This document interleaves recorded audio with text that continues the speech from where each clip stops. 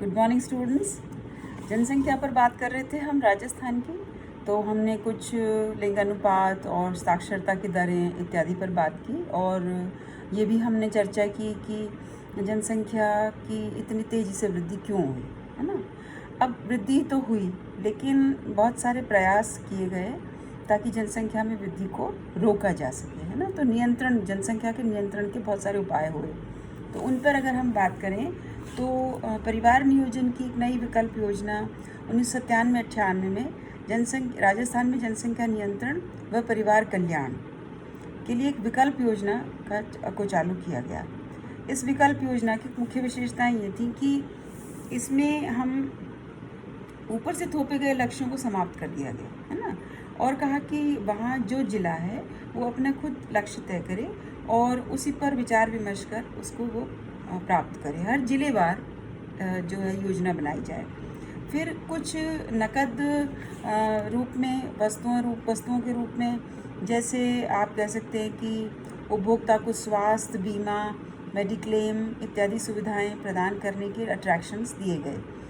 फिर इसमें निजी अस्पताल, निजी नर्सिंग होम और निजी चिकित्सकों, इनकी भी महत्वपूर्ण भूमिका रखने का प्रावधान रखा गया। यह योजना प्रारंभ में टोंक और दौसा जिले में चलाई गई और फिर सारे राजस्थान में इसको फैलाया गया। अब देखिए, एक जनसंख्या नीति आई नई 2020 जनवरी। इसमें कुछ विशेषताएं, कुछ 4 बिंदु इसमें मुख्य रूप से रखे गए।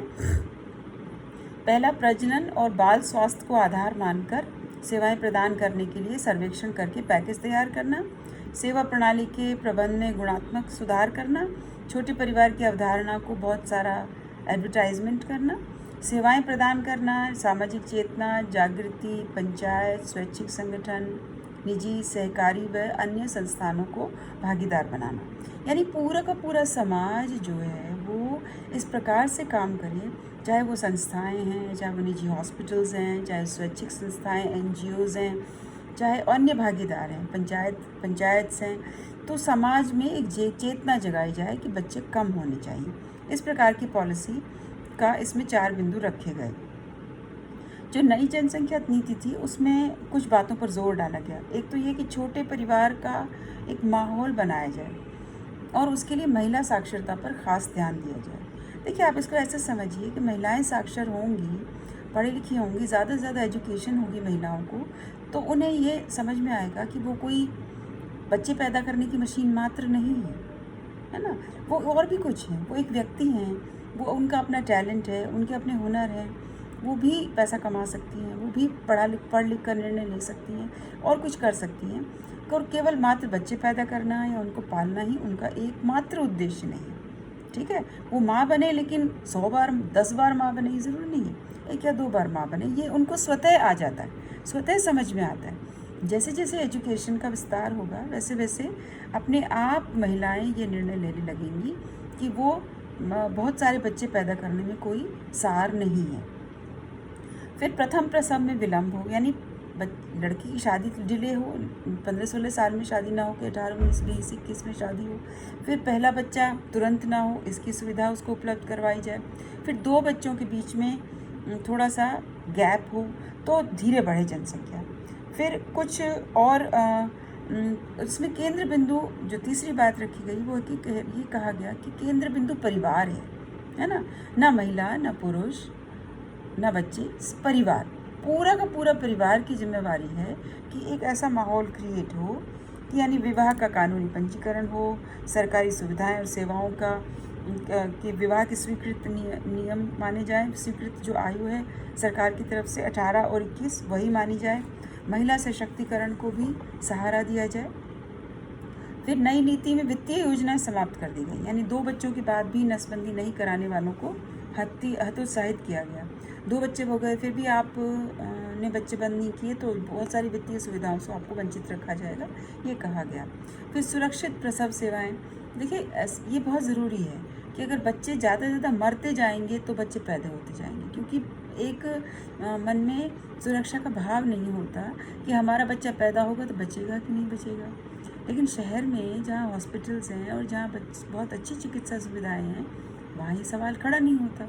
तो ये सवाल कहाँ खड़ा होगा? जहाँ चिकित्सा सुविधाएं नहीं होंगी या प्रसव के समय स्त्रियों को प्रॉब्लम्स होंगी, स्त्रियां बीमार हो जाएंगी या मर जाएंगी, तो ऐसे में बच्चे पैदा कम करना संभव नहीं हो पाएगा।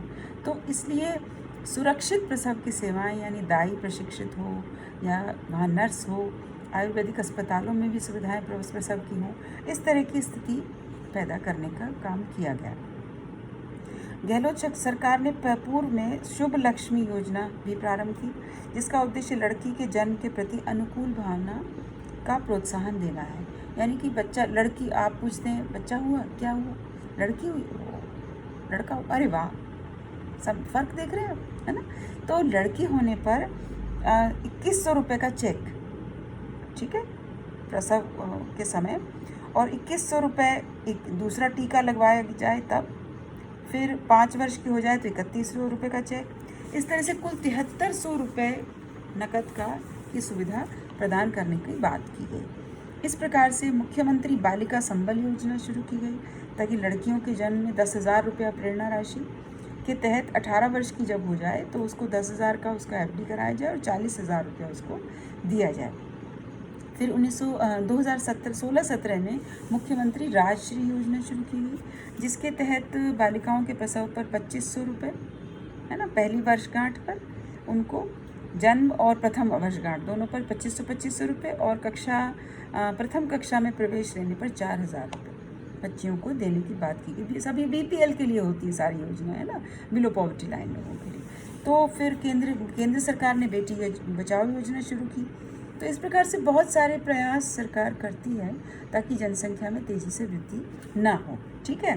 फिर मानवीय संसाधनों का विकास, अब ये क्या है, देखिए, हम भौतिक संसाधनों का विकास की बात करते हैं, जैसे लोहा आया, स्टील बना, बर्तन बने, है ना, या और बहुत सारी चीज़ें बन सकती हैं, स्टील की पाइप बने, कुछ भी, इसको हम कहेंगे भौतिक विकास। लेकिन भौतिक विकास करेगा कौन, मानवीय संसाधन, है ना, इंसान ही तो करता है, इंसान ही खोद के लोहा लाएगा, इंसान ही खोद के स्टील फैक्ट्री में काम करेगा, इंसान ही एंटरप्रेन्योर है, इंसान ही श्रमिक है, इंसान ही इंजीनियर। तो अगर इंसान का विकास नहीं होगा तो किसी चीज़ का विकास नहीं हो सकता, समझे बात को आप। तो ये जो है बहुत इम्पॉर्टेंट फैक्टर है कि इंसान का विकास हो, इसको हम कहते हैं मानवीय संसाधनों का विकास। तो साधनों को 2 भागों में बांट दिया, मानवीय संसाधन और भौतिक संसाधन, ठीक है। तो भौतिक संसाधनों का विकास यानी अच्छी रोड्स हैं, अच्छी बिल्डिंग्स हैं, अच्छे हॉस्पिटल्स हैं, ये सब भौतिक संसाधन। और मानवीय संसाधन यानी कि अच्छे इंजीनियर्स हैं, डॉक्टर्स हैं, लॉयर्स हैं, टीचर्स हैं, ये सब नेता हैं, ग्राम सेवक हैं, पटवारी है, तहसीलदार है, ये सब मानवीय संसाधन कहलाएंगे।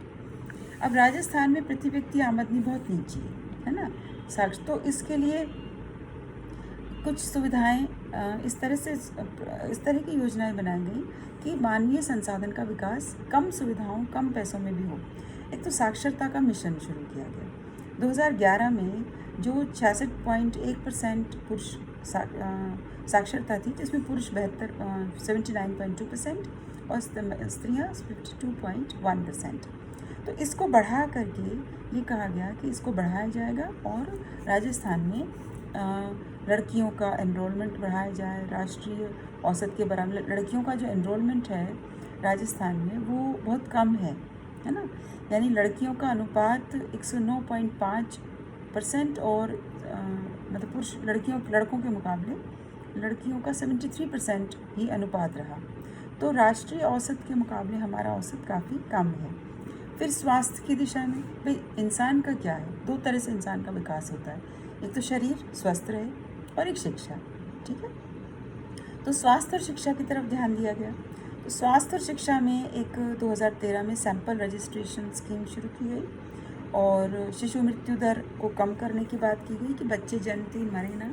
शिशु कौन होता है, शिशु होता है जो 1 साल तक के बच्चे को हम शिशु कहते हैं। तो 1 साल का बच्चा बहुत कमज़ोर होता है, साल भर तक बच्चा अगर ज़िंदा रहे तो उसके ज़्यादा ज़िंदा रहने की संभावना बढ़ जाती है, और 5 साल तक ज़िंदा रहे तो फिर बहुत संभावना, क्योंकि शरीर उसका मजबूत हो जाता है लड़ने के लिए।